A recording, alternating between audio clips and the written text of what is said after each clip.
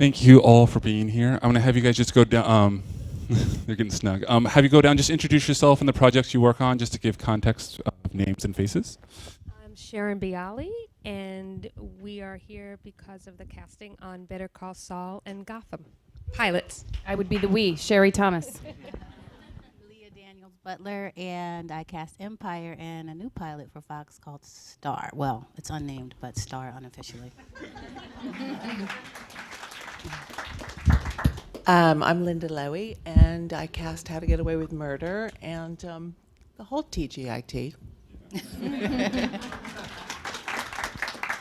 I'm Laray Mayfield, and I cast with my partner Julie Schubert House of Cards, and we cast Daredevil as well for Netflix. So I'm always reminded with veterans in any field, the journey that you guys been on, but it all started as associates and assistants and someone giving you a chance and kind of sending the elevator down for you. So can you guys maybe share who were your mentors, people who gave you a chance, who you learned from to get you where you are today? Buddy can start. Kim Harden for me, Kim Harden and Jackie Brown Carmen. They were the two that I guess you could say, sent the ladder down for me, definitely. Sharon Bialy. You won't tell her. For me, Rick Pagano. For me, Gretchen Rennell.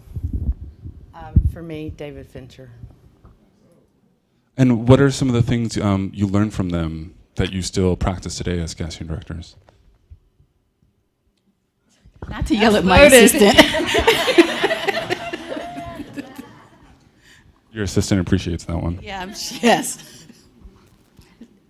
I think it's a constant, everyday learning process. I mean, Sharon and I choose to share an office and sit virtually opposite each other, and we listen to everything that the other person is saying, no matter what project it is, and you learn by listening and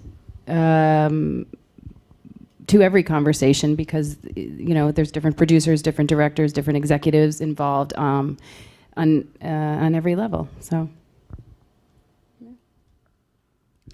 I mean, I think for me, if I can remember back that far, it was, to create an atmosphere where actors felt safe taking chances and experimenting in the room with us, and just to be kind and warm. That was the most important thing, I think. Yeah, that actors love that. Yes, Laray. I learned so much from David, but my trajectory is a little different. I didn't start out in casting. I just was sitting in a meeting with him one day, and he said, I think you'd be really good at this, and you should try it. And I was like, okay. So I learned to not be afraid and to not let fear guide me. And if something made me fearful, then all the more reason to do it. And I learned from David that good is not good enough. You never stop at good. You try to do better every day and every time, and that's what we owe to the people who see what we do. Nice. And now you guys are in the place, much like your mentors, to pass that elevator down to other people. And many of your other casting directors, associates, assistants were nominated with you, but we obviously couldn't have them all here because we don't have a big enough stage. So I want to give you this chance to say why your staff's the best staff and why you love your casting directors, associates, and assistants, and kind of acknowledge them as well as part of your team, because it takes a team to make, because you guys have multiple shows going on and all those things. So It absolutely takes a team. Yeah. I mean, the casting directors in our office are Russell Scott and Gohar Gazazian. Gohar was on Gotham, Russell was on Better Call Saul, respectively, and they're talented, smart. I think we respect them as much as they respect us. And their contributions were enormous, as well as our assistants, because, everything runs smoothly, but everybody else in the world sees what runs smoothly because of what happens inside the office. Yeah, I think for me, my associate is Jill Ueda, and we worked together at Warner Brothers for years before I went independent, and I literally could not do anything without her. because she's my right hand. She knows everything, and she was actually at a studio much longer than I was, because she stayed on at another studio even after she left Warner Brothers, and I kind of went in the film direction and more independent. But she and Casey DeVoe, they're just extensions, and they're always there to just give it 100%. So yeah, my office couldn't function without them. I have quite a large team, thank God. I remember one time, there was the flu going around, and one by one they were dropping, and I thought, okay, uh-oh, because I was really feeling fine, and I thought, what if I'm the only one? I mean, it's the house of cards, it'll just fall. So I'm so lucky because of longevity. I've been working with John Brace, who does Grey's Anatomy with me, and also How to Get Away with Murder, and movies and tons of stuff, Friday Night Lights and a million things. He's been with me for 22 years. And I do Scandal with Will Stewart. I do The Catch with Jamie Castro. And the great thing about our office is that we've got, Will, John, Jamie all started out as associates or assistants and then worked their way up to casting directors. And now we have a whole new group of associates, which is, Lauren Shaw and Morgan Smith, and we have new assistants. And it's also, we have so much fun. I think that's also a key. I mean, look, things get really crazy, especially this time of year, as you can imagine, in a casting office, when you're actively casting shows and perhaps a movie and maybe a couple of pilots, and it's just nuts. And if when things get so bad that we basically just start laughing, because I don't know what else we're supposed to do. We're not going to go kill ourselves, or, you can just go work and then go to therapy and then work and go, but that wouldn't be fun either. So I think, when we interview somebody, we have a little joke saying, okay, are they going to be fun at a pool party? So anyway, it's a great team, and I like the kind of longevity, working with people for a long time if possible. So it's been great. Yeah, I do too. I like people that we can work together for a long time, because you have a trust and you have a rhythm. I worked alone for many, many, many, many years on everything I did with one person in my office, and I would do a movie and then go back to commercials or music videos, and then a year later I might do another movie. So I always had somebody different. But over a 10-year period, I would have projects that went in and out of New York, and that's how I met Julie, and Julie was working as an associate in New York. And when I started on House of Cards, she came on as my New York associate, and because the show was it was shooting in Baltimore, so we were going to be doing so much casting out of New York, it made sense to have the presence on the East Coast. And so after the first 2 episodes, I asked Julie if she'd like to partner, and we did that for the first 2 seasons, but only on that show. And then I got so attached to her, I was like, what am I going to do? If Julie gets some other show and then she's not around and we can't do this. And so, I said, should we do everything together? And she was like, yeah. I was like, are you sure? And so it's been great. It's been like 2 years, and we do a lot of great work that we're very, very grateful for, and we have a lot of fun. And it can get hairy sometimes, but that's why we save all the bottles of champagne and wine that we get as presents. And on those kind of days, about 7 o'clock, you go, fuck it. Somebody open a bottle of something. We're calling it a day, and we'll start again tomorrow. Thank God for Uber. Yeah, and everybody Ubers home. It's awesome. I'm looking at my tech guy. Am I going to get it? Come in. No. Okay, we'll go with this one. Thank you. So we've had actually multiple actors in our audience decide to start working with casting directors as assistants and associates and everything. And so if there's maybe potential ones out there in this audience are watching, what is your recommendation of what a good assistant and associate does and is? Don't be an actor. No. Well, I think you have to be an amazing multitasker. So if you're an actor and then you want to get into casting, there you go.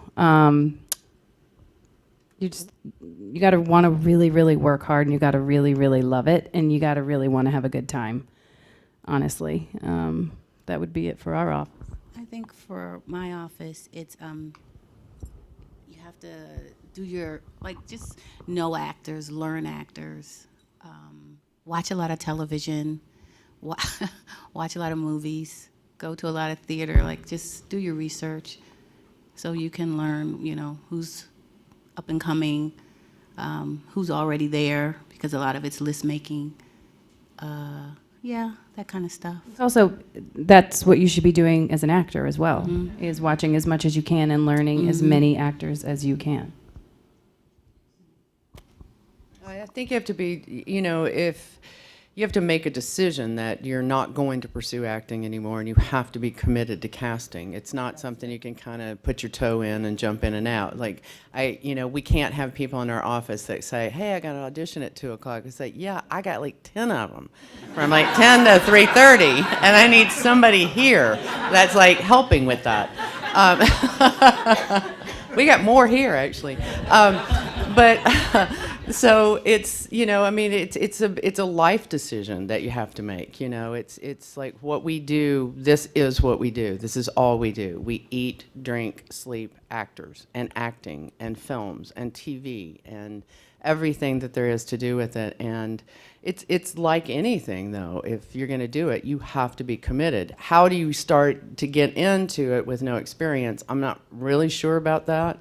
But, you know, because I've never had interns in my office, but, you know, if you have skills, if you're organized, if you can, you know, you're great with a computer, if you can multitask, if you take great direction, if you're nice and kind and funny and sweet to the actors coming in, you know, we're all always looking for great people in our offices. And when we find ourselves in a situation that we need someone in the office as an assistant, we often will call one another and say, hey, you got anybody that's finishing up on a job and needs a job for a while? Or, you know, I've had a time where I've been looking and like Sharon sent me someone once, and, you know, we network with one another. So once you kind of get into that, people, you know, we find people that are great. We all want to keep them working. And for those of you who might consider going into casting, if you are an actor, I can tell you, you will get to act with more actors in a casting office than you ever will in your career. Because in one day, if you're reading with 25 actors, you know, I would never have been talented enough to read with the actors that I get to read with, and it's so much fun. So you still get to kind of get that buzz or that high off of the acting that you get while you're here, and you get to continue to do it. And it's not about you anymore, right? And I think, you know, we have to, it really does help if you have a passion for it.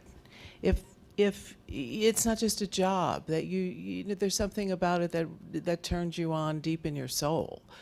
You know, it's not just about knowing actors. I mean, that's a big part of it, and it's not just about being organized, but if you have a drive to do it, if you have a drive to sort of, you know, understand the concept of what you're doing, of the concept of the part and the piece, and, you know, want to, you know, search for the right person for that role, that does really help. You know, because otherwise it becomes a little secretarial as an assistant. You know, it becomes a little rote. You know, you're checking your veils and you're doing. But if you're doing it all to reach the next level, and then after that the next level, that does help. If you have a passion for theater or movies or television or whatever, and watching performances, you know, I've interviewed a lot of young people lately, you know, to come and work in our office, and sometimes, you know, I'll say, well, what got you here? You know, why are you here? And they'll say, well, I just kind of, you know, fell into it. And that always just like, I don't know, just kind of, because you know, it does help if you were inspired by, you know, the theater company in your hometown or some performance that you saw somewhere along the way that just, you know, you couldn't stop thinking about, or a director.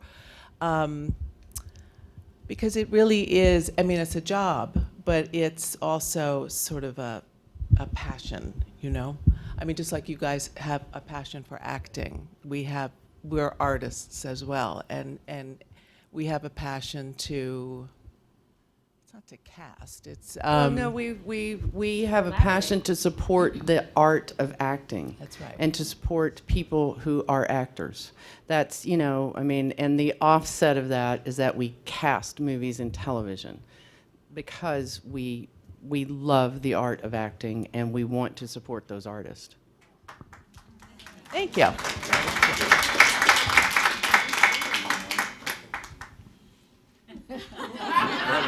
We're having mic difficulties over here if you haven't figured that out.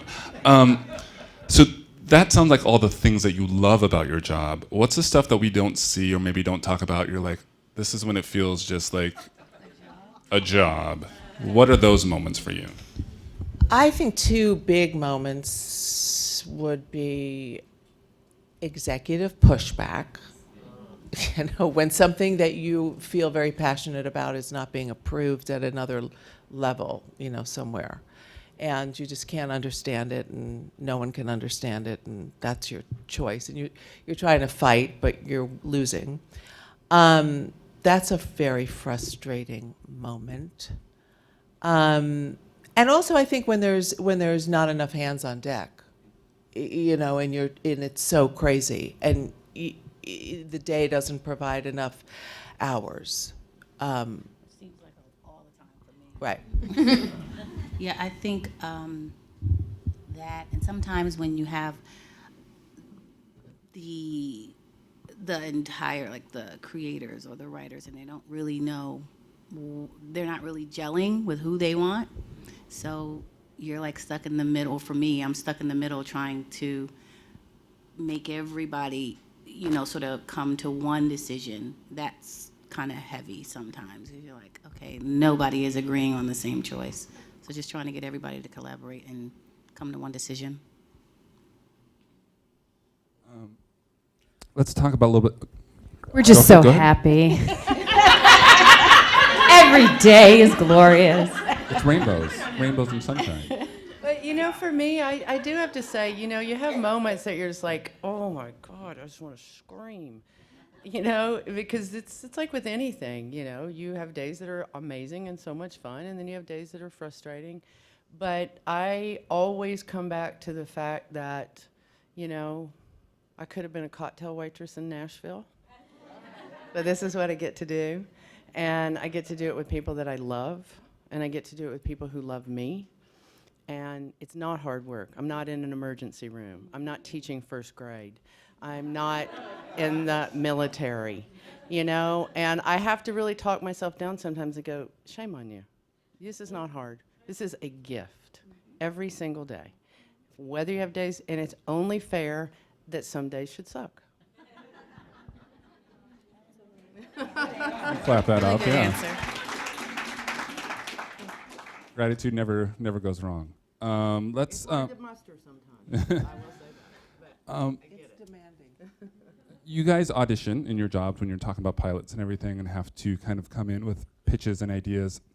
Talk a little bit about that. What's that process like for you? How do you prepare, much like an actor prepares for their scenes? How do you prepare to come into a pilot to try to get the job, and the conversations you have? Walk us through maybe one of these shows or a different show, for an example. Like, how was the preparation process for you? For the I'm interview. offer only. Excellent. Lovely. Well, the It's way our I competition. started I'm not off- going to give up my secrets. Let's see, the way I started off one interview was like, you know, I went in, I had the meeting, and then they said, well, you know, and they asked me a question. I said, well, basically the reason I showed up is I didn't think you were serious, that you actually wanted to meet me. So I wanted to see what it was all about. I was like, I don't know. I thought that was kind of an interesting call, so that's why I'm here. It works pretty good. But So that's the improv technique right there. That's why I was there. I was like, I thought. I actually don't like to talk about actors when in interviews. I don't like to bring lists. I don't feel like architects just, interview and hand you all their drawings and say, well, hope you hire, here they are. I remember one time I really prepared hard for a movie called Not Without My Daughter. Do you remember that? Oh, yeah. And I had this really creative idea that they should go with Alfred Molina. And I talked about that at the interview and stuff, and they were like, no, that's not what we're thinking at all. And I was kind of like, okay. And it was just sort of, it was an awkward moment. We sort of limped on until it was over. And I didn't get the movie, but he did. So years later, I was at a dinner that Alfred was there, and I told him the story, and he said, oh, don't you worry. Our nickname for that movie was Not Without My Per Diem. So, anyway, I don't really like to talk about actors that much at interviews, which probably irks people. I mean, I do if they ask me. I'll have something in my head, and I'll probably have something written down, but I'd rather talk about the piece itself and get underneath, like what's this about, and what's your plan, and this is how I saw this, and this, what was the meaning of things and the themes in it, and sort of go off in that direction, and then sort of sprinkle in the actors. I just don't feel like it's that productive to just sit there and talk about a list of actors and Well, also too, you go into a meeting and it's to meet one another, to see, you know who they are and they know who you are, your work. But sometimes creatively it doesn't really gel. You're not really on the same page, and so also they're going to be sort of driving the train, the showrunner, the director. You want to know what they're thinking. You want to see what their sensibilities are, what their thoughts are, and then you build on that if it does connect and you get the job. And you bring your ideas to it, but it's based on the tone that they set. And I know so many times people will say to me, so when you read this, who did you see when you read it? And I said, there's been one time in my career that I read something and went, oh, that's so-and-so. Because I don't read things that way. I read it to see if I like the story. I read it to see if the roles are the kind of roles that will attract the type of actors that I aspire to work with. And, I read it for, the story itself. And then from there you start to build on it. But I'm like, I don't go in with the whole big, presentation. You usually don't have enough, we're off running. No, you usually don't have enough time to do that anyway, so anything you would do would be sort of half-baked. So you're better to not do it than to come in with something that's, and sometimes you go in and you meet people and you're like, I would not do that if my life depended on it, and you get out as quick as you can, and they feel the same way too, Well, it's much about relationship as about anything else, because you're in the trenches with these people. I'm going to speak to something else. I actually think Sherry and I really prepare for our meetings, to the point when sometimes in television, can you meet tomorrow? We'll send you the script tonight. We say no. We don't work that way. We need to prepare. We'll come in, Thursday. We'll come in Monday. Well, we're seeing other people tomorrow. We say best of luck to you. But we really want to read the script. We want to think about it. We do our research on who we're meeting, so that when we walk in the door, we know exactly who all the participants are. We're just starting on a pilot next week, but and on that one, it was based on a novel, and I said, we'll meet on Monday. I need to read the novel.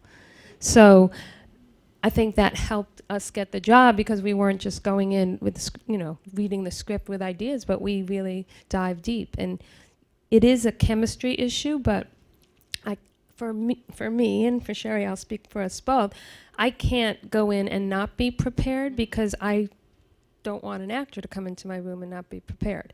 Now, sometimes... And we're not offer only. I mean, we really, for We aren't either. for We were repeating kidding. clients, I know.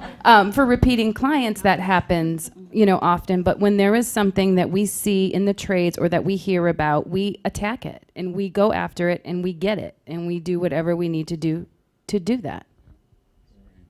Great. For me, well, especially with my brother, it's just, if you don't give me the job, I'm going to tell Mom.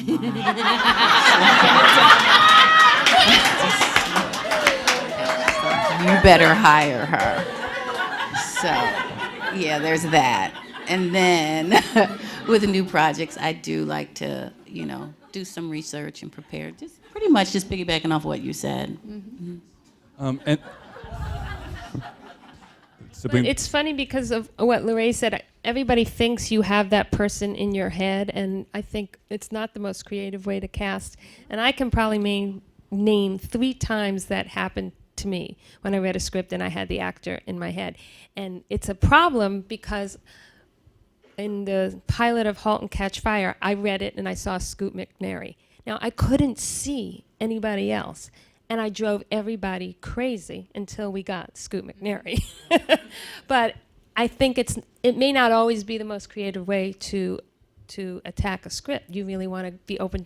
What's exciting for all of us is the process when actors come in and bring something that you never even thought of and that your creators didn't see that way. So you lose a lot of the creativity if you just have that one person in your head, although Scoot's perfect. Yeah, I mean, it is a process, and sometimes you have to really just let it percolate, and you think about it, and you look at things, and sometimes something will come to you very quickly, and other times, you have things that are much harder to sort of get your head around and think about, and sometimes you will see somebody and then you go, okay, that's it. I know that's it. I know that's it. I know that's it. And you do exactly what Sharon says. You drive people mad.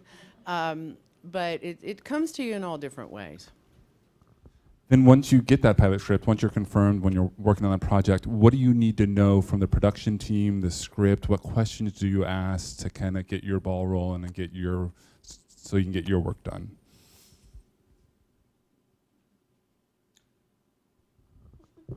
I don't know that there's really, it's different with every project, because if it's a pilot, is it a series? Is it, is it a movie? I think those things are all different, but you basically, you find out what your schedule is when you're shooting, what they're looking to do, and then we kind of go off and do our thing. We're sort of like, I say that for me, I'm a hunter-gatherer. And I need the space to do that. I need to go hunt and gather and organize, and then you come back. But the initial meeting, after you've had your first meeting, and then when you're hired, you do sit down with the creator and you go through all the characters and what they're thinking about, and then we do sort of go off and do our thing. And you have sort of milestones, and this 2 weeks, this is what you're going to do, and this 2 weeks, this is what's going to happen. And so you work towards those, but we sort of work in a vacuum during those periods of time, and then we go and present. And you sort of do it also.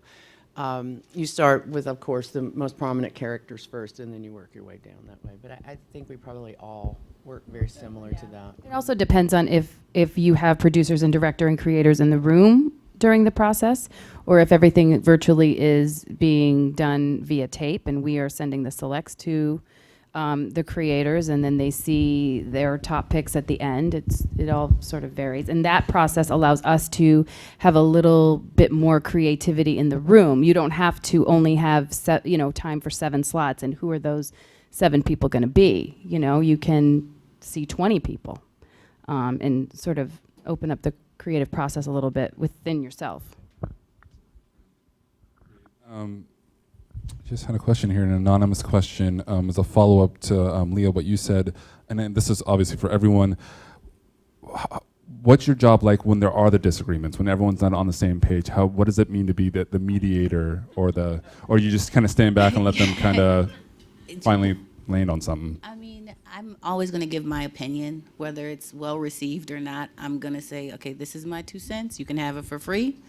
Ultimately, the decision is yours. But if I feel strongly about an actor and I think that they're right, I will fight for that actor. And hopefully, it just really depends on.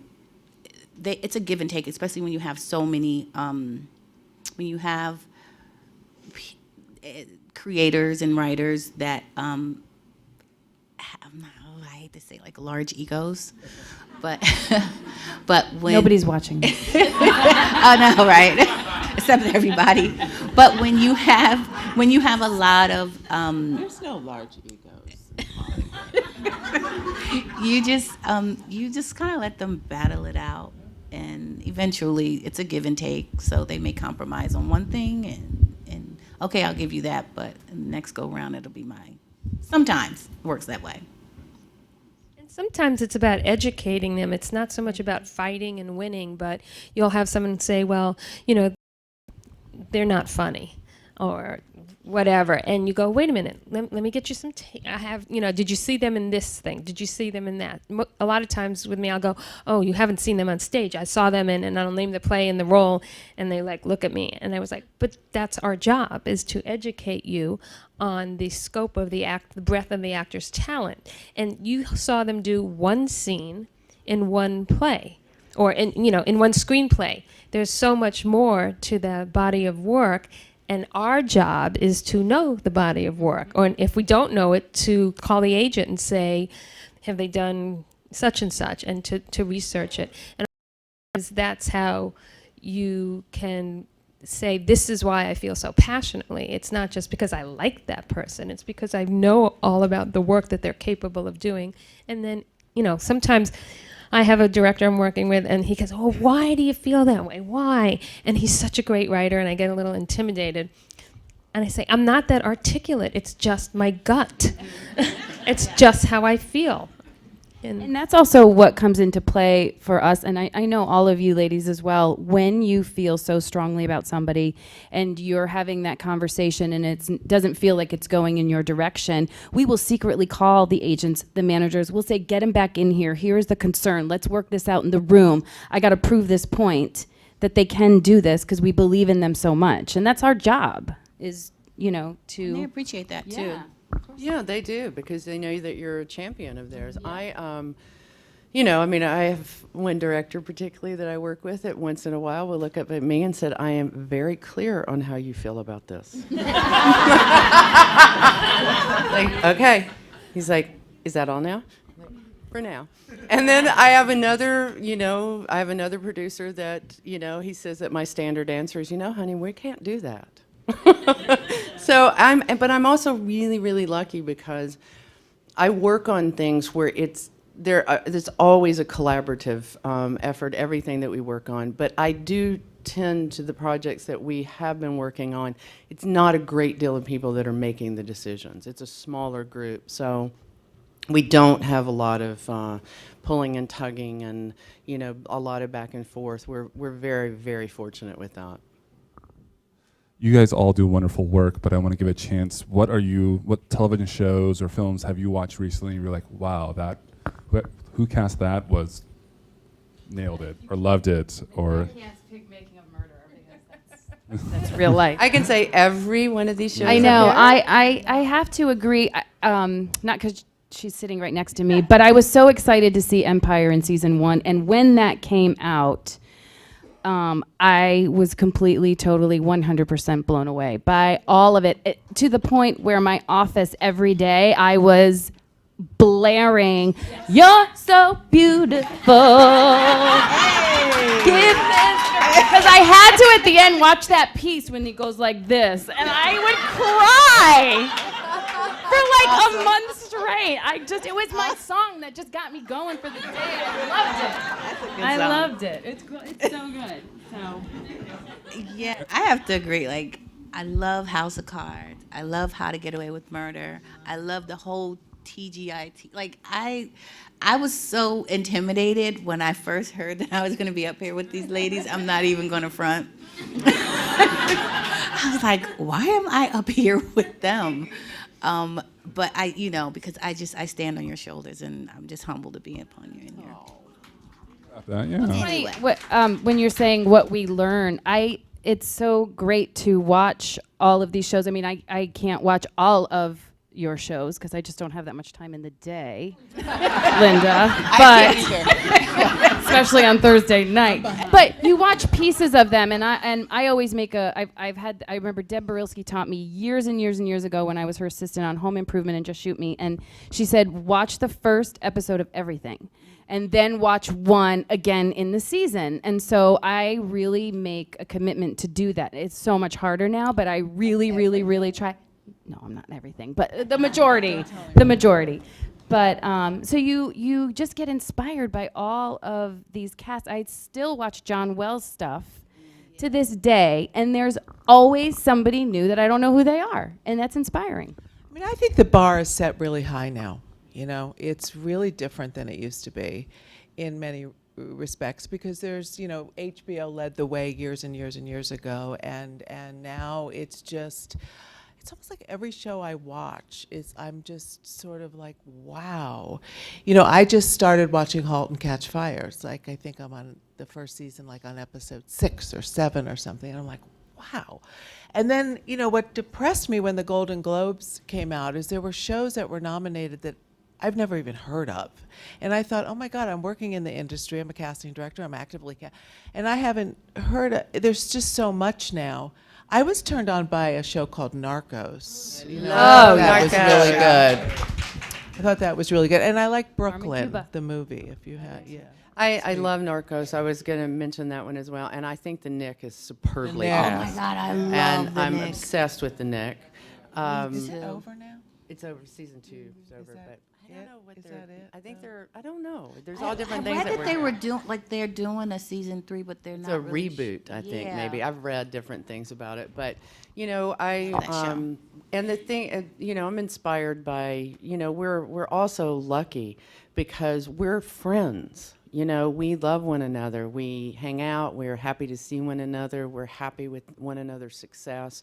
We're happy with what each other does, and so it also makes it really exciting because it's like, oh, my friend, let's see what my friend did. Let's watch this, I watched Trumbo. I emailed David Rubin that moment and went, my God, it's amazing. I saw Bloodline. I called Deb Zane the next morning.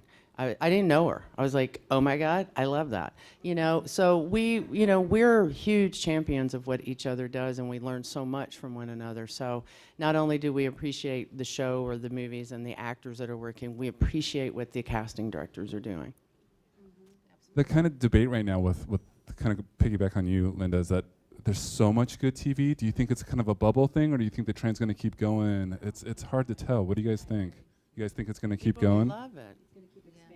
Good time to be an actor. Yeah, and I mean, look, one of the most brilliant shows that's ever been on TV is Breaking Bad.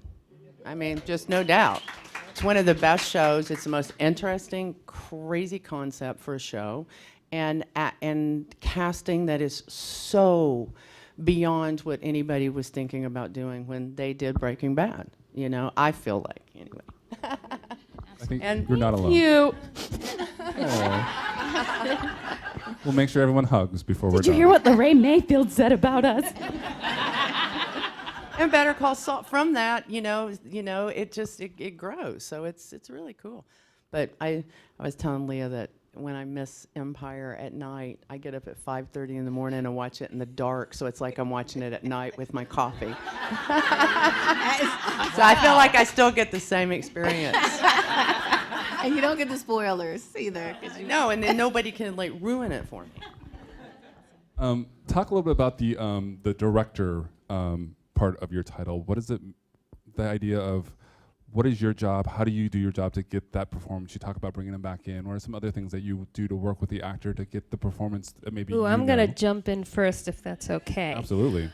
Because there has been some backlash that casting gets the term director attached to it. At least in our office, 75% of the work is without a director or producer in the room. because they shoot somewhere else.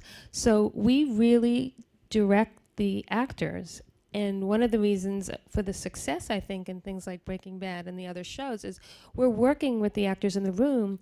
You don't come in, I used to say this, you don't come in for 8 white guys on a chair, get nervous, and then leave with one take. You come in and we do one take because you were on the 405, and then often a couple more, so that, when you look at actors' work, it's not their first take in a movie or a television show. There are multiple takes, and actors get better with multiple takes. So we tend to help shape the audition and direct the actor. We also have some notes from our showrunners, so we know stylistically, with Vince Gilligan, we really have the most veteran of actors. Now do less. Now do less. Now do another take where you think you're doing nothing, and that's the one we're going to use. So I think it's fair to say that many casting directors do direct often and direct the actors into helping them get a job. Well, yeah, and I mean, that's our job. Yeah, that is our job. That's what we do when we're in session. We work it out, and because we want the actor to have the best take to show to the director or the showrunner, the producer, whoever, depending on the project's making the decision, to get that job. That's what I always say to actors is like, we want somebody to get the job. Right. That's what we're looking for. We want somebody to win. And also we're given notes to go back and to direct the actor in that session based on those notes or based on the things that we see that, we say, wait, let's stop this. Let's change this. Let's do this. So I don't know what all the hoopla is about that. I don't either. The on our shows and even when I was doing Friday Night Lights, there were producers in Austin, Texas, and there were producers in Santa Monica. And I used to always say, I would rather go to Austin, Texas from Silver Lake than Santa Monica. Because at least somebody would drive me to the airport. I could get some work done on the plane and be alone, and then have a lovely, flight back. But so that's where it's all started, because I never had anybody in the room, and I started thinking, oh my God, this is so much better, really. I mean, in that actors are less nervous. We're creating this womb-like we're trying to just take our time. We get a little behind, but everybody gets a shot. And I always say to the actors, before they leave, I always say, are you good with that? Are you good with that? Because if you're not, let's do it again. And I feel like we can weave in sometimes one piece of yarn at a time, depending upon the actor, depending upon what's needed. Like if you're coming into audition for Scandal and we want you to get to just to the nothing thing that Sharon was talking about, and then we have to say sort of, okay, now do it again, but speed it up, get that Scandal speak going. So sometimes it's a process until you get, and we've had so much success. I feel like things have been cast, it's been smoother, it's been easier, it's been more fun. What we do is we put everybody on tape, and we'll send the tape of the choices to the producers and the director, and if they want to see somebody again, they're welcome to. They can come in, they can be part of it. We're not saying you can't come in. It's just, the other thing, I don't know if you guys feel this way, but the other thing it allows us to do is to not separate kind of pre-read sessions from the producer sessions.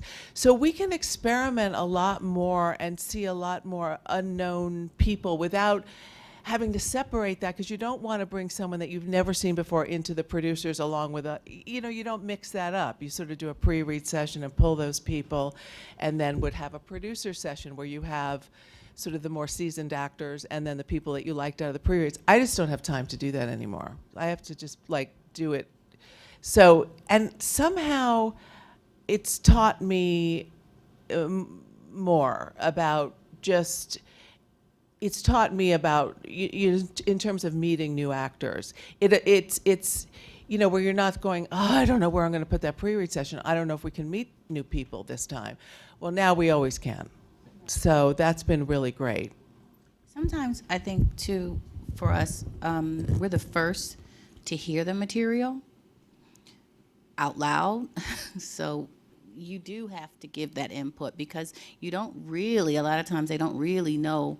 I mean, they know what they're looking for, I guess, conceptually, but they don't know it until they actually hear the words or see it. And then when they do that, it's just like, okay, so now you, like you said, you mold that sort of performance from hearing it the first time. And, you know, after all these years of working with someone like Shonda Rhimes, you know, when we're doing a pilot together and before we have a director on it, and she's in the room, and Betsy Beers is in the room, and perhaps the writer, you know, if it's not Shonda, Shonda makes me direct. She's like, you direct. And, you know, at first I was like, I almost threw up. I was like, why don't you direct? She goes, I need to just watch. So, but now we've been doing it long enough that, you know, it's a great thing, and I really like it. And it's clearly working. Well, you know, I don't really think I would want to direct, but I like it in my room. Yeah, I mean, I would Like, never get me back fancy to the room. myself as a director. That's, I mean, No. none of us do. So that we're casting. We direct the casting in the session, in the room. That's what we do. None of us, we would be nothing without our director. We would be nothing. And as much as you have the creative freedom when you're doing, when you're reading actors and starting, the majority of it is on tape.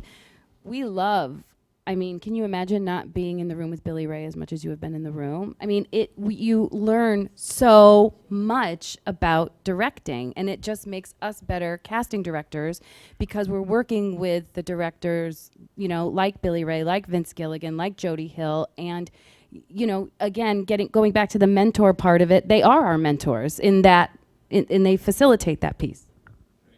Well, actually, sometimes in our office, we'll read the sides first. So we do hear it out loud. Like Russell and I will read all the sides from Better Call Saul. And you can actually see when a script works and when it doesn't, because sometimes we'll go, damn, we were good. You know, because the writing is so good. And then there are scripts you get, you know, and you don't know how is an actor going to make sense of that? That is just awful. And then they do. They're actors. Right. You know. When we were working on Social Network, we don't usually, many of us, we don't start with the material from the scripts. It's always kept secret. And so we used material from other things that Aaron Sorkin had written because Aaron Sorkin has a very specific style of how he talks, how he writes, and the language and the speed and all of that was very, very important. So we pull all this stuff and, you know, he and Dave come in one day and we were talking and they're like, how are these readings going? I was like, dude, I even sound good. You got to get me some bad shit to use in these auditions because I even sound good reading this stuff. It's so great. It's so great, and it just goes. And of course, they cracked up laughing, but you know, it does. That you know, when you have that material that's just like God, it just flies, and you see the actors' eyes light up, and how into it they are, and how prepared they are. It's really, really, really, really fun. I have a question here from Diana Sanchez Vega. Are you out there, Diana? She. There you go. You can raise your hand high. She has a question, and then I'm going to expand this question. So we'll do this question, and then I'll bring it out a little bit. She asked, how do you see the Latino presence increasing in TV shows in the next 2 years? And I want to piggyback into that diversity question of how do you use diversity? When are you mindful of it? When does that dialogue come up? We did a pilot last year that never saw the light of day. And the reason that we chose it, and we got a lot of questions as to why this one, because again, everybody just seems, you know, that people are throwing pilots your way and whatnot. But, you know, of everything, why did you choose it? And it was an entirely Latina cast, the whole thing, top to bottom. And that was a challenge, and it felt exciting. And we met and learned a lot of actors that we didn't already know about. So I think the presence is increasing and increasing and increasing and increasing. Is it something that's literally forefront of your head every time you read a script? You know, the thing for me, it's like, and I think for many of us is our world is diverse. So anytime you read something, you look at it as colorful because that's the way the world is. And you know, for me, we're always aware of that, you know.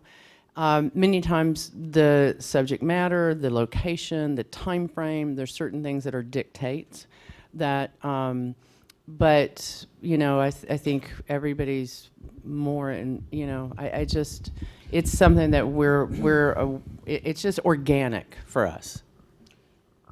I just get, I mean, I can't believe we're still talking about diversity. Let me just say that.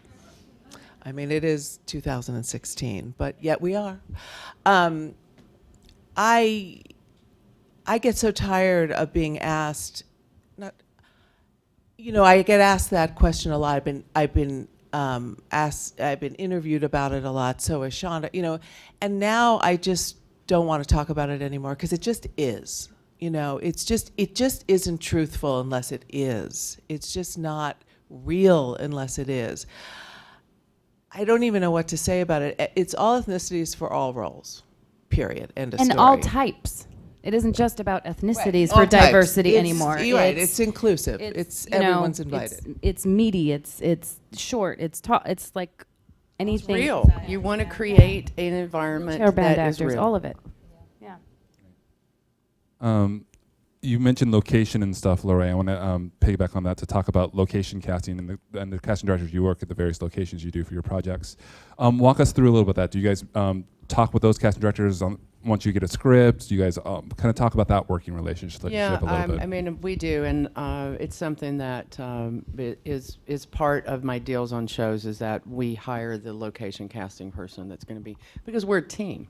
It's not, you can never look at, there's no division. If you look at casting from somebody does this and somebody does this and somebody does this and somebody does this, then it becomes, it's not layered. It's sectioned. You know, we even work with who the extra casting people are. That's an art. It's a craft in itself. So, I mean, for many, many years, I went on location and did everything myself. When we did Benjamin Button, I spent, I don't know, 6 months in New Orleans after. You know, I got there in June after the hurricane had hit in August, and it was a war zone. And we cast hundreds of people from the area. And I loved, I would have never let somebody else do that. It was the most amazing experience of my life. It was one of the most amazing casting experiences of my life. Now I'm very lucky because Meg Lewis is there, and Megan and I work together, and she's brilliantly talented, and she's an artist on her own. So yeah, it's just it's an extension of our team. I think all of us work that way. So then it's literally conversations every script saying, okay, what's this? What's this? Yeah, and I mean, I think, and we see episode. everything that's coming in for location, and then we work with them to decide what's presented. It's not done on. It's not a standalone, just like ours. It's a collaborative, and we work, and you know, we watch over it. Great. Another side question here. Couple actors that you know about that maybe my mom in middle America doesn't know about that are maybe on your radar, like this person I've been tracking, and my mom may not know them now, but 5 years from now, she's gonna know there's them. 3 young ladies that I just cast in the new Star pilot that are, you know, really unknowns that I think after the pilot airs, they will be household names. Ryan Destiny, Jude Demarest, and Brittany O'Grady. I'll let her know. You heard it here first. Anybody else that maybe that you know about, or I can tell you one story in Vice Principals, which is Danny McBride's new series on HBO. There's an actor named Sean McKinney who I cannot wait for the DVD to come out of the auditions, because he is so fantastic and funny that I have never done this before, but you know, once a month I just go on there and watch his audition, and I'm just laughing away. I showed it to my kids, and I'm like, it was in awe of someone who had done very little, one job beforehand, and One we had cast him in. oh, that's right. Common Law. And could stand up against Danny McBride and improv opposite him. Toe-to-toe. Toe-to-toe. And in fact, Danny even had Jody feeding him some ideas and lines, and he was just going with it. And so confident and at ease and funny. I was like, wow. We probably all have hundreds, but to me that was like, wow. That was really special. Nice. Sabrina Vigil, is that how you pronounce it? Sabrina? Excellent. She stole my question, so I'll give her credit for it. How do you guys define what a professional actor is? Because I don't think actors can hear this not enough. What is a professional actor to you? What does that even mean? Well, I think it would mean someone who makes their living as an actor. Is that what you mean? But also too, like, what does it mean to come in the room prepared? Oh, you mean like that kind of thing of like, what is it like of the? That's exactly it. They come in the room prepared. I think you answered your own question. But is And that the one thing I'll say is not only do they come in prepared, they handle themselves as a professional, from start to finish. They don't like smoke cigarettes out on the street and then come upstairs and, they're not late. It's a job. But the biggest thing for me is the person who comes in, who's incredibly prepared, works very, very, very hard in the room and leaves it in the room and goes on about their life and on to the next thing. Clap that up. That's good. Yeah. I'm curious, how, if at all, does comedy skills or training, is that beneficial for a dramatic piece I or don't think dramatic? you can ever have too much training. It's never a bad thing. I mean, to have like improv skills, for instance, because you're asked, sometimes you can go off the script and sometimes you can't. And it's never a bad thing to have humor, because a lot of things have humor underneath. Yeah. And you may not use it, and you might see that you're not very good at it either, or it may be something that you're lovely at. I mean, you don't know. You got to try, But I agree that I don't think there's ever, look, are there actors that are fabulously talented and amazingly skilled and don't study? Of course there are. I think that actors should study. I think they should always study, just like we do. We study. We study the new movies that come out, the new shows. It keeps you alive. It keeps you stimulated. It keeps you on your toes. But what's super important, especially as you're building your career, being with other actors, and it's a great way to utilize your time off. Because I always say this to actors, how good you are as an actor has, especially in the early part of your career, has so much to do with what you do with your off time. Because you have to keep that vessel open, your spirituality, your emotional life, your intellectual life, your feelings. And, you can't work really hard and then you go blow it out for 3 months and then you show up and you're always starting from scratch that way. You're not building. And also, if you're somebody, if you don't get that many auditions and that's the only time you're acting, that's not going to work, because you're going to be so nervous and you're going to want it so bad, and it's just going to be, we in casting, we're used to fear being in the room. I can almost see it, And I find that when actors are in class, when they're actively taking class, I don't see it anymore. And there's much more fluidity and confidence, and because they're working on something with a group of people that they can go to and share with. And I think that's really important, because it's really hard to just act every day. It's not like you can go home and get your easel out and paint. So that you have to figure out how to do it. And I think what Laray said, just the more you do it, the more confident and loose you're going to be. So. Well, I think too that the more you do it and the more confident you are, is the less personal you take it, and the more you understand about acting and about getting the jobs and what the process is if you're in class and you're around other actors and you're sharing stories and you're sharing experiences, because that is the biggest trap of all for anybody in anything you do, any kind of relationship you have, when you personalize everything. It's not a personal choice, we're on your side. I'm so many things that go into who ends up being the person that gets that job. And it's not personal. We don't know you. You know, nobody, like, people are looking at your audition. It can't be personal. But, I mean, it just can't. Think about it, you know? So I really find that is helpful, you know? That's another way that, millions of ways that being in class and studying is helpful. But I find that is a very big area that it's helpful. So you know what my favorite line right now in the pilot we've been working on is, I'm not talented enough to be unprepared. Yeah. It's such a great line, and I think, you know, it's coming from the head of the, you know, a very talented person in the script, but I just think that's something so great to keep in mind. That's how I feel. That's great. Sharon and Sherry, I read that you guys sometimes have 2 readers in your auditions. Talk about how did you kind of come to that? How did that make sense for you guys? And kind of talk a little bit about why do you guys run your auditions that way?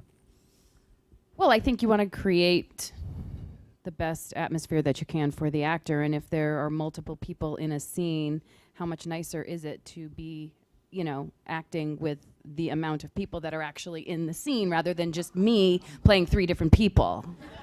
That is not fun.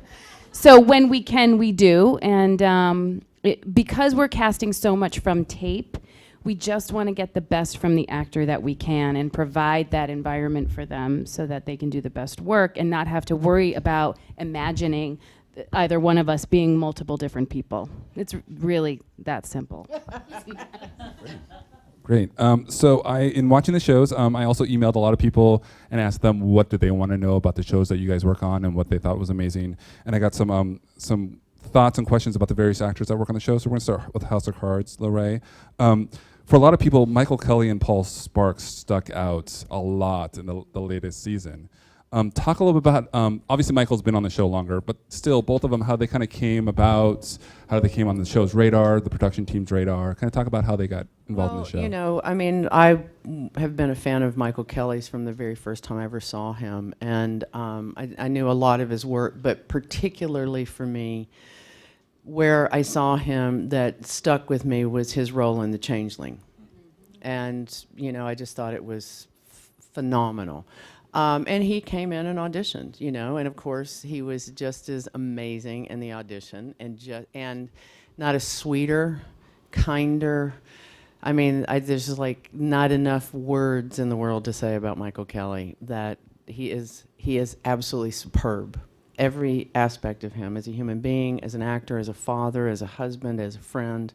I adore Michael Kelly. And he is fabulously talented, and it just shows, you know.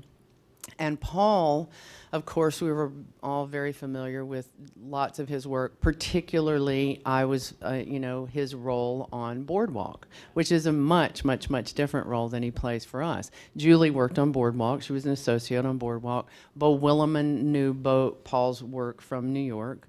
And, you know, I believe that in the case of Paul, we ran a list. And I'm pretty sure that's what we did, a very short list, and went to Bo and the others that we spoke to about it. And I mean, it was the same thing with Kim Dickens. Yeah. I mean, it was the same exact thing. We sent a list, like everybody that voiced in, it was Paul Sparks, it was Kim Dickens. It was just, and you know, it just worked perfectly. Great. For Murder, Linda, the question I got a lot was, people were always asking, well, one, you can't talk enough about Viola Davis and how amazing she is in that show, obviously, the Emmy and everything. A lot of people were asking, was that show written with her in mind because it's such a fit, or kind of talk about her process of use your mic. Sorry. No. The answer to that is no. Viola was definitely a piece of casting.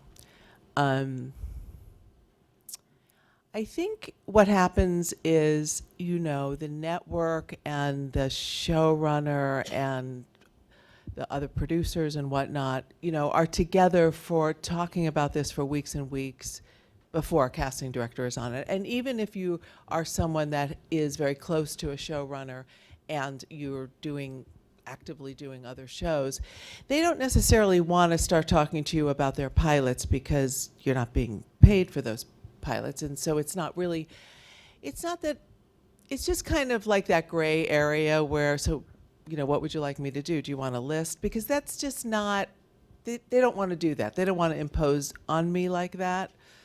So by the time that I got onto How to Get Away with Murder, I saw things that were missing from the list of women for Annalise.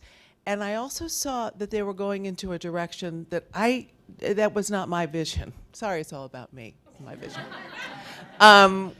And I just questioned it. I just questioned it hard. And on this one weekend, I wrote all these emails, I have to say, to Shonda and Betsy and Pete Nowak, who created the show, saying, I'm sort of off in this other direction with Viola. I just feel this so strongly, and I feel like she would be so amazing in this part. And I wrote all these emails, and I never heard from anybody. So I wrote like 4 emails. I was so obnoxious. And because I got the feeling that nobody would cast Viola that way in a film, that she couldn't get that particular part in a film. But if we put her in that part in this show, the show could soar, she could soar. It would just be a whole thing. It would be amazing.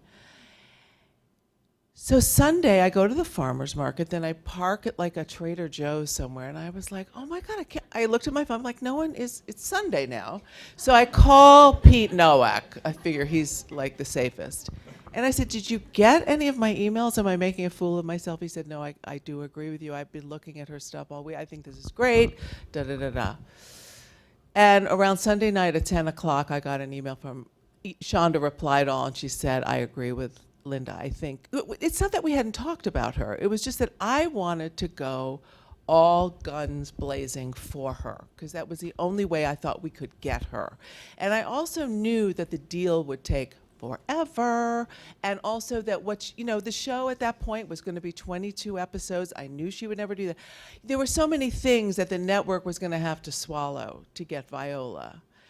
And I knew it would take the rest of the time before we started shooting. And we were at the beginning of and it did, but we got her. And it was a great thing. It was a great thing. And that's how a casting director can really affect the course a show takes, the direction a show takes. So Viola was definitely a piece of casting. I think they were sort of off in a completely other direction. Congratulations. That's awesome. You can clap that, yeah. So Leah, for Empire, the majority of emails I got back around the actors was Naomi Campbell. They were just like, you know what I mean? Which it surprised in a good way. She just doesn't have the repertoire of acting, and so for her then just come and deliver what she delivered, everyone was just so blown away, obviously. So can you talk a little bit about just kind of how she got involved and like? Well, Naomi and Lee are very good friends, and he likes to use the people that he is familiar with, people, especially when he's trying to create a real world.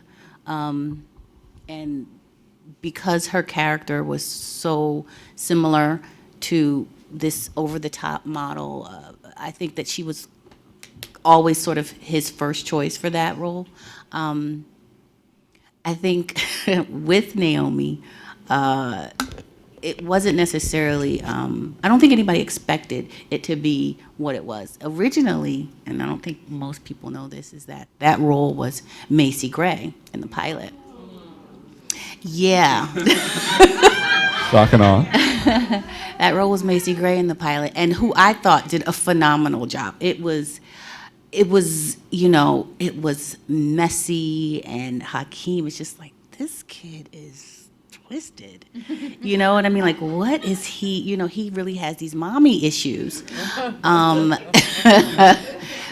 I think when the dust settled, it just seemed like a better fit for someone that was maybe not necessarily closer in age, but it just seemed, because of the character that she was, it just seemed like a better fit for Naomi.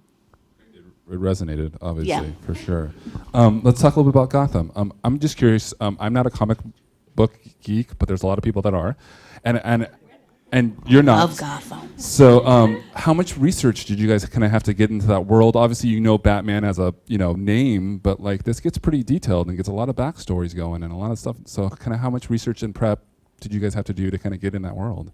Well, in terms of the pilot, we had initially met with Bruno Heller, who there was no script. So that's always really fun to go in and meet on something because there's no script and you really can't prepare anything. And we didn't really know what the story was going to entail. And so he kind of just pitched it out to us.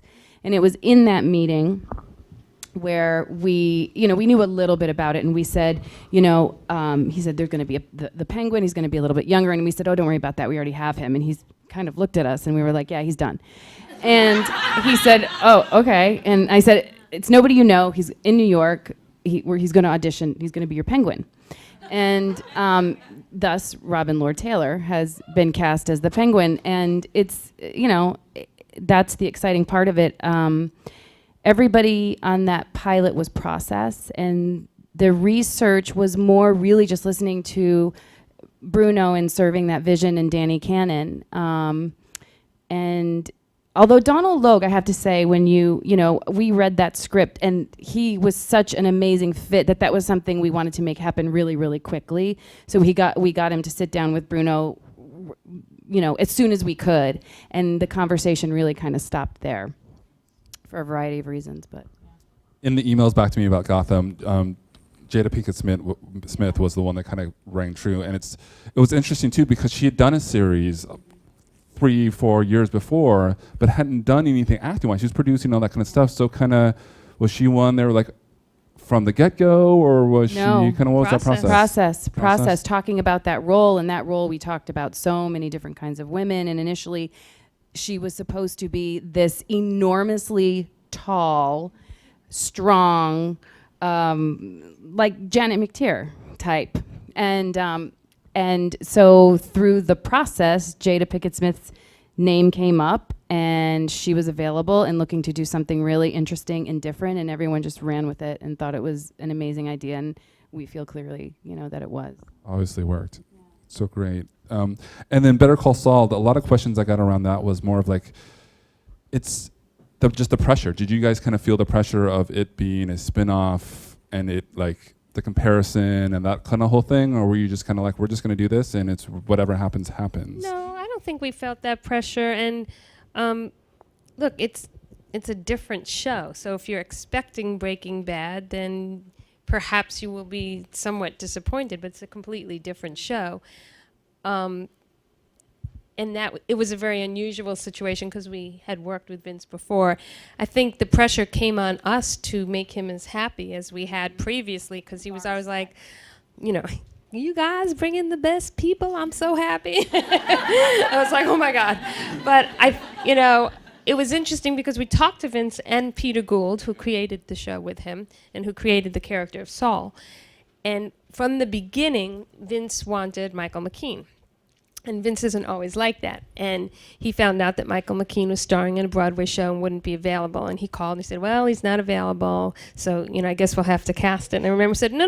If this is what you want, Vince, we're going to make this happen. Get it. And he's like, but he's not available. Just let us take care of that. You go concentrate on everything else. We'll take care of it. And we were very aggressive about it to the point Bryan Cranston was starring in the show.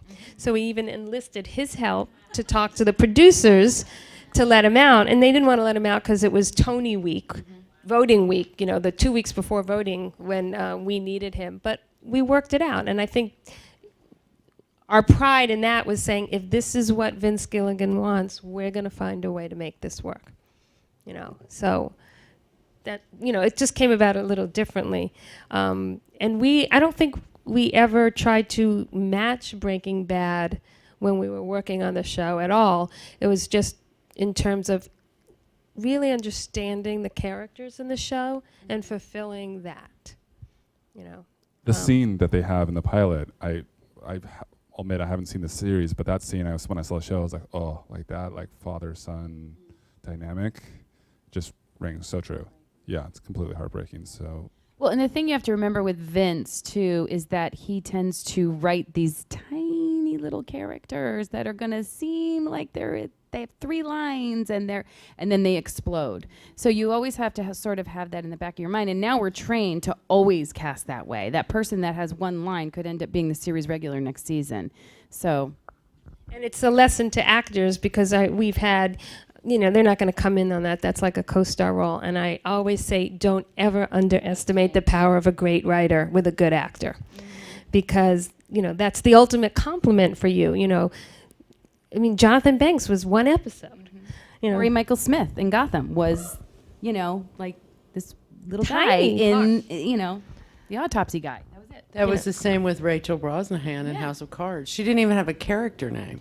She was Call Girl, That was her name. And, she became a series regular and by the end of the first season and is lovely and wonderful and been brilliant on the show. Mm-hmm. Like if you can be the secretary to the lead actor, don't turn your nose down at those 2 lines because that secretary is going to be there every single episode. And things develop, if it's an act, people like to write to actors. We're going to wrap up soon but I want a kind of golden nugget question. We'll start down with Laray and work back this way. If there's one thing you want to leave to kind of the actors, you guys worked with amazing actors, you've been through auditions after auditions. If there's one thing you can kind of leave with our audience tonight to just kind of take away with them and be encouraged as they continue the long journey, what would that be? No pressure. I can start. Great, thank you, Linda. I would say just be yourself. And just be yourself. Don't try to be somebody else. Capitalize on what you have. Because really what we're looking for is that that space between what's on the page and your personality. It's like an alchemy that is created all of a sudden. And a lot of times roles are underwritten. There's not a lot of background or whatnot. So we're actually looking to you, to the special thing that you have to fill in those blanks. And that can work beautifully. So don't try to be the character that you see on the page. Just be yourself and approach it as you. And I think that's a way to win. I would say don't beat yourself up. Leave it in the room.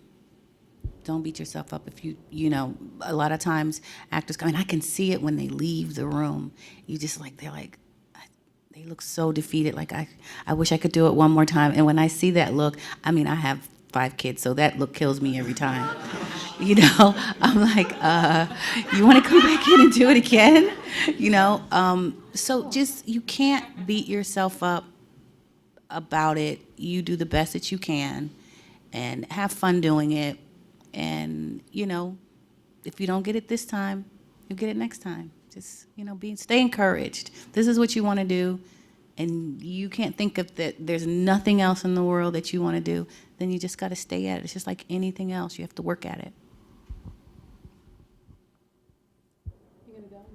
Go ahead. She's still thinking. Oh, it's going to be good. It's bubbling. It's bubbling. I think we all have sort of the same idea of what we're going to leave you with. It's pretty much the same theme. I would imagine. I think honesty is really, really important, and being a really good person is first and foremost. I know that sounds so, but it's true, and it's how I only have 2 kids, but that's what I teach every day. Lord help. You're grown now, though. Yeah. You started way too young. But I think it's also about understanding, and I'm sure you've heard this before, but it's kind of one of the things that I think you need to be reminded of, that it isn't about the job that you're coming in for. That's how we're meeting you. So just do really good work, and our job is to take really, really great notes, and if we have had a good experience with you, we're going to make that note and we're going to remember you for something else. So it can't be the desperation of this one thing that you have to have.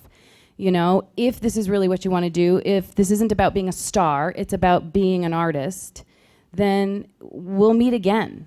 So make a really good impression. Amen. Mic drop. Ditto. Laray? I think what I would leave with you is that you should do this because it satisfies you, not because it satisfies us. I think that's a great place to end. These ladies have been amazing. Let's give them a hand.